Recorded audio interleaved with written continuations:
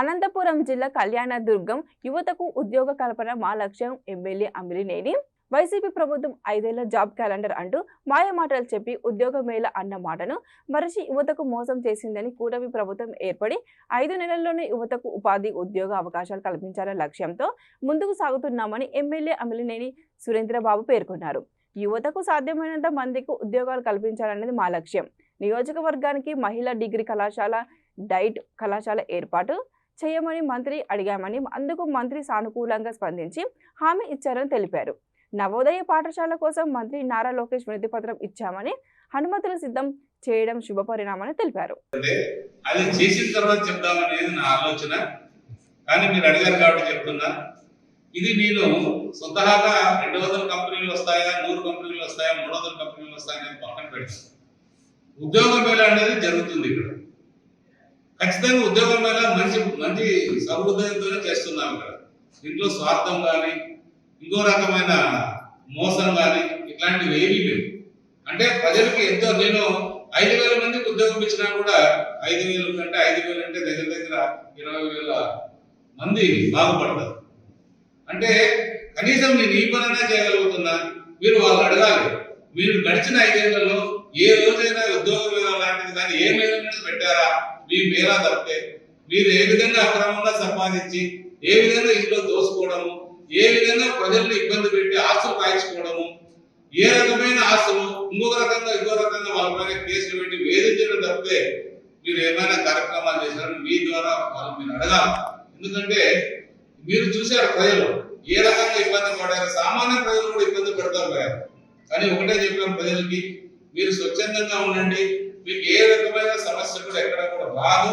అది ఏది కూడా రాకుండా చూసుకుంటే బాధ్యత అందరిపైన ఉంటుందని కూడా అందరికీ తెలియజేయడం జరిగింది. ఖచ్చితంగా వాళ్ళకి చెప్తున్నా, వాళ్ళ జగన్ రెడ్డి అనే వ్యక్తి ఇంకా రాడు. ఆయన పని అయిపోయింది. ఆయన ముఖ్యమంత్రి, ఆయన ఎవరైతే నమ్ముకుంటున్నారో ఆయన అందరూ ఇప్పుడే ఉండి వాళ్ళకందరికీ చెప్తున్నా, వైకాపా నాయకులకి, వైకాపా సంబంధించిన వాళ్ళందరికీ, సర్పంచులకి అందరికి కూడా అవకాశం ఉంటే మీరు తెలుగుదేశం వైపు రండి, తెలుగుదేశంలో కలిసిపోండి. లేకపోతే మీకు భవిష్యత్తు లేదు. లేకపోతే ఇంకొక తరంలో వేరే పార్టీ ఏమైనా వస్తుందేమో తెలియదు. కానీ మీరు నమ్ముకున్న జగన్ రెడ్డి మాత్రం ఎక్కడ కూడా మన రాష్ట్రంలో ఉండేదానికి అవకాశం లేదు, ఉండడు. ఇది నిజం, ఇది సత్యం. ఎందుకంటే ఇప్పుడు ఆయన రోజు విజయవాడ నుంచి బెంగళూరు పైన వేస్తాడు. బెంగళూరులో పోతామే లేదు, ప్రజల కోసం అక్కడ ఆయన ఆస్తులు కాపాడుకోవడం, ఈ అక్రమంగా సంపాదించిన డబ్బుని ఏ విధంగా దాచిపెట్టుకోవాలో చూడడానికి వెళ్తున్నారు. ఇది చెప్పడం కాదు, మీరందరూ కూడా తెలుసు. ప్రతి ఒక్క పేపర్లో కూడా ఈరోజు రావడం జరిగింది. అంటే 1,750 కోట్లు జగన్ రెడ్డికి ఆదాయ గ్రూప్ ఇచ్చినారంటూ చెప్తారు. అంటే మన పేపర్లో చూసే చెప్పడం జరిగింది. కూడా ఆ పేపర్లో రాస్తున్నారు. అంటే ఇంత అవినీతి డబ్బు ఆయన దగ్గర ఉంటే ఆయన ముఖ్యమంత్రి కావాలని కోరుకుంటున్నారు. నిజంగా దురదృష్టకరం. మనం ఆర్గనైజేషన్లో చూసినారు. మన 5 నెలల పాలలో ఎన్నో స్కీమ్స్, సెంట్రల్ స్కీమ్స్ ఆగిపోయినటువంటి కూడా ఇవన్నీ స్ట్రీమ్ లైన్ అయితే వస్తాయి. అది పరిపాలన అంటే అన్ని కూడా పరిపాలన చేయాలి. నేను అనుకోవడం ఇంకో సంవత్సరానికి మొత్తం స్కీమ్లన్నీ కూడా స్ట్రీమ్ లైన్ అయితే ప్రతి ఒక్క రైతు కూడా డ్రిప్ వస్తుంది, ప్రతి ఒక్క రైతు కూడా స్ప్రింక్లర్ వస్తుంది. అందరూ కూడా అన్ని రకాలు కూడా వచ్చే ఏర్పాటు కూడా చంద్రబాబు నాయుడు గారి ద్వారా చేస్తారు ఖచ్చితంగా. ఎందుకంటే ముగ్గురు కూడా మొన్ననే పవన్ కళ్యాణ్ గారు కూడా అసెంబ్లీలో చెప్పారు. ఇంకా 10 ఏళ్ళు చంద్రబాబు నాయుడు గారే ముఖ్యమంత్రులకు కొనసాగుతారు. అంటే ఒక పార్టీ అధ్యక్షుడు ఇంకో పార్టీ అధ్యక్షుడికి చెప్తున్నాడంటే ఎంత నమ్మకం ఆ పార్టీ అధ్యక్షుడి మీద.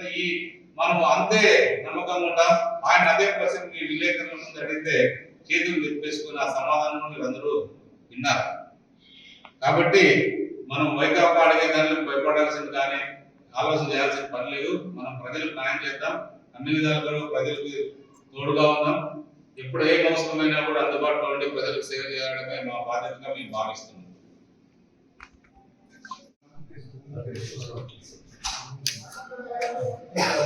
7,10,00,000